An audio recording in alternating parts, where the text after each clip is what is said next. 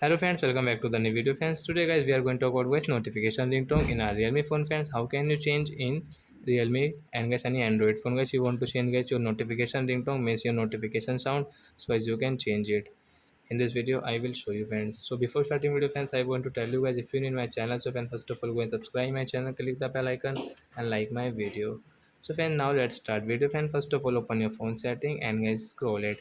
Guys sound and vibration setting friends, tap here, and guys again scroll it guys, you can see your notification sound friends, tap here. Then guys scroll, then guys you can see there are many notification ringtone guys. Which ringtone guys you like guys, you can change from here, like this one and get this one, and guys we will change into guys Realme jungle ringtone. So I tap here, then guys you can see guys your notification sound means guys notification ringtone will change into Realme jungle. So like that guys you can change guys your notification ringtone in your Realme phone. So that's it guys, thanks for watching guys. Now we will meet on next video. Bye friends, thanks for watching the video. Before going guys, please go and like the video.